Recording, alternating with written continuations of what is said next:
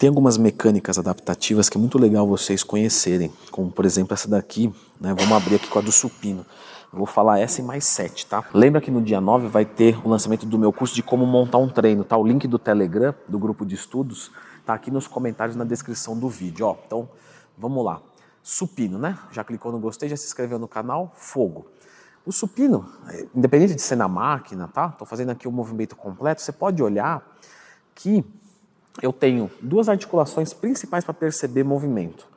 A articulação do ombro e a articulação do cotovelo. Então percebe que aqui, ó, eu tenho muito movimento do ombro e um pouco menos do tríceps. Quando eu venho para cá, eu tenho mais do tríceps, ó. Olha como o tríceps movimenta, o cotovelo movimenta e o ombro nem tanto. O ombro quase não se mexe. O que eu posso concluir com isso? Que o meu movimento inicial do supino, eu trabalho mais o peitoral. E o final, eu começo a mudar e trabalhar um pouco mais do tríceps e um pouco menos do peitoral. Claro que o movimento completo é interessante. Mas do que se trata essa biomecânica adaptativa? Seria para a gente focar alguns músculos fracos. Então, para quem é muito iniciante, isso não vai fazer diferença. Mas um cara avançado, que tem o tríceps muito forte, ele pode fazer um movimento encurtado. Ó. Então, ele faz só até aqui. Porque aqui eu tenho mais amplitude de movimento no meu ombro. Essa parte final, que é tríceps e menos, né, do ombro, ou seja, menos do peitoral, eu posso deixar ela de fora. Brent Warren era um cara que treinava muito assim. O Coleman também fazia alguns supinos mais curtos por vezes. Mas, de novo, vocês têm que lembrar que isso é uma coisa avançada. Você pode usar isso também se você tem algum tipo de dor, alguma coisa? Também dá, tá? Também pode. Mas lembre-se que se você tem uma dor, o melhor é que você vai no ortopedista e a princípio você corte esses exercícios. E posteriormente você vai voltando com alguma mecânica adaptativa. Tem um outro ali que eu quero mostrar que é o meu caso, que é muito legal, vamos lá. Ó, elevação lateral, galera. O que acontece? Na elevação lateral é muito comum acontecer o quê? Primeiro a gente tem que fazer só o levantamento dos ombros. Mas às vezes as escápulas atrás, elas podem girar para dentro. Quando elas giram para dentro, você recruta do trapézio. Então, o que acontece aqui? Estou fazendo, aí elas começam a girar para dentro. Isso vai recrutando o trapézio. Como é que eu posso fazer para isolar muito o movimento da cabeça lateral? Você vai reduzir carga desse exercício. Você vai desativar o teu trapézio. Como é que você faz isso? Você afunda os teus braços. Você vai perceber que até contrai um pouco o peito. Quando você afunda os teus braços, você ativa essa parte das costas e essa parte é antagônica do trapézio. Então você desativa o trapézio como um todo. Vamos lá. Ó, afundei. Quando eu afundo e eu levanto os braços, eu consigo desativar totalmente o meu trapézio e focar só na elevação lateral. Então, ó, estou fazendo um movimento normal. Ok. Vou afundar agora, ó, afundei para baixo mesmo, como se eu fizesse força para baixo, quero jogar o halter lá no chão e agora eu executo o movimento de elevação lateral. Isso vai fazer focar muito mais o seu deltoide lateral. Você vai usar menos carga. Então às vezes você está machucado, não está conseguindo colocar muita carga na elevação lateral, não tem problema, vamos trabalhar com uma carga menor, só que a gente aumenta a ativação localizada de lá. E aí você baixa a carga e faz o movimento completo, mas sempre jogando para baixo. É normal acontecer de você estar fazendo a elevação lateral e daqui a pouco você relaxa um pouco. Para o movimento. Fiz 4 repetições. Para, acerta e volta a fazer. Ah, fiz, comecei a desativar. Para, acerta o movimento e volta a fazer.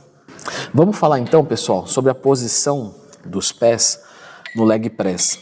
Isso aqui também é uma biomecânica adaptativa, tá? Porque o certo seria você só colocar os pés no meio da plataforma e empurrar, ok? Mas a gente pode, quando for fazer esse leg press, né, ao invés de simplesmente fazer um movimento comum, a gente pode pensar em algumas coisas adaptativas.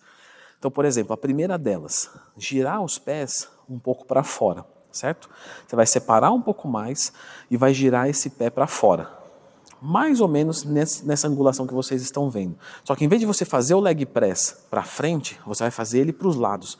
Pense em jogar os joelhos, um para cada lado da academia. Ó. Isso vai recrutar muito mais o teu adutor. Você vai sentir na hora, coloca a mão, olha como ativa. Beleza. Tem gente que vai fazer aqui, ó, a pessoa gira o pé para fora e traz reto. Isso não é muito bom. tá? Você tem que realmente abrir e jogar para fora. Então pense em jogar os joelhos lá para longe, ó. Isso vai aumentar muito o grau de recrutamento dos adutores.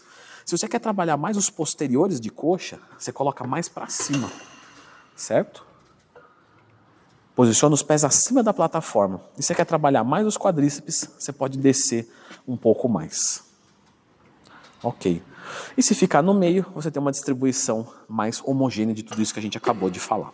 Rosca direta, pessoal, não é nem uma biomecânica adaptativa, é só uma coisa que eu vou comentar. Barra W e barra reta. A barra W tem um recrutamento de fibras basicamente idêntico. Então, quando você vai fazer e você sente uma dor no punho porque trabalha no limite da rotação, usa a barra W, não tem problema nenhum, você não vai perder nada com isso. A dica que eu tenho para dar é outra, tá? O que acontece aqui, ó, pessoal? Vamos lá. Ativação do bíceps, bíceps, desativei.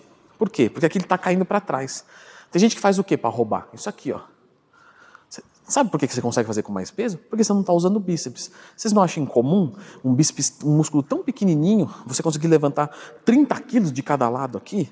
Um cara que não tem uma capacidade de treino muito boa. Vocês têm que fazer o contrário. Vocês têm que buscar mais recrutamento do bíceps e não menos. E mais recrutamento do bíceps vai implicar em menos carga, porque ele é um músculo pequeno quando você isola ele. Então aqui, qual que é a dica para você fazer uma biomecânica melhorada, tá? Você vai colocar um pé para frente e outro para trás para ter uma base de lutador, sim ou não, tá? Não tem uma obrigatoriedade nisso. Mas você vai inclinar o seu corpo um pouquinho para frente. E aí você vai, em todo o arco de movimento da rosca direta, você vai ter recrutamento. Ó, até aqui em cima tá difícil. Ó, bíceps, esmaguei e continuei sentindo bíceps. Se eu jogo para trás, ó, bíceps, caiu para trás. Eu perdi arco de movimento. Então, se você quiser ativar um pouquinho mais, inclina o corpo para frente e faz a rosca direta. No cabo precisa fazer isso? Não. Por quê? Porque no cabo já tem a ativação em todo o arco do movimento. Aí tudo bem. Isso funciona com peso livre, barra halter. Remada alta, pessoal. Posso fazer com barra grande, com barra pequena, tanto faz, tá? A barra alta a gente tem aqui duas adaptações importantes.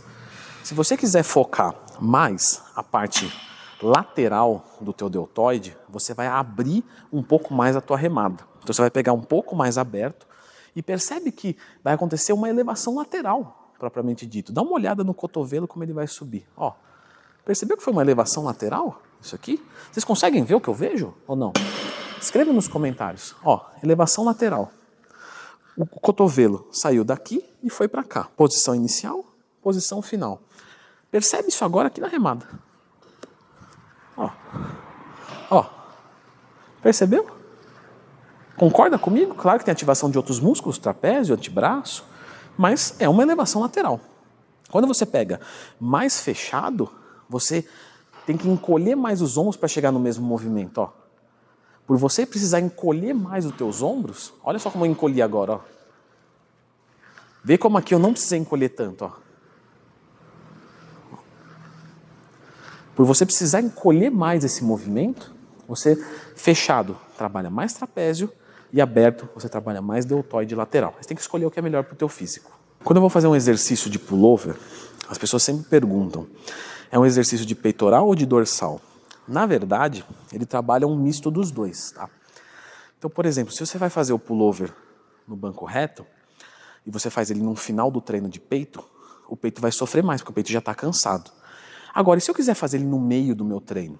Se você quiser fazer um pullover para focar mais o peitoral, você tem que fazer uma mecânica adaptativa dele e fazer no banco inclinado. No banco inclinado, eu consigo trabalhar muito mais o peitoral. Leandro, não, eu quero fazer ele mais focado para as dorsais. Posso fazer ele para dorsal? Pode. Aí nós vamos fazer aqui, no banco declinado. O declinado você vai sentir muito mais as dorsais. Então, caso queira fazer com peito, no banco inclinado, caso queira fazer com dorsal, no banco declinado. Vamos falar então aqui de panturrilha, pessoal. Os pés girados para fora e para dentro faz diferença sim, tá? Nós temos evidências em literaturas hoje que nos mostram isso. Então, quando você vai fazer um exercício de panturrilha, você normalmente vai fazer, né, esse movimento completo e com os pés paralelos, olhando para frente.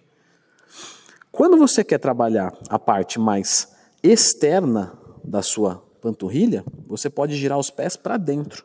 Então você vai apontar um pé para o outro e vai fazer esse movimento, certo?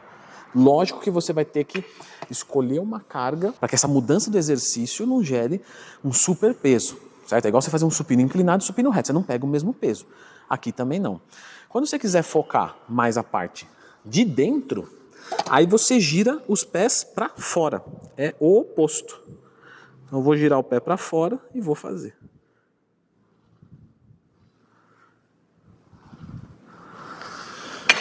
Não necessariamente você precisa dessas variações.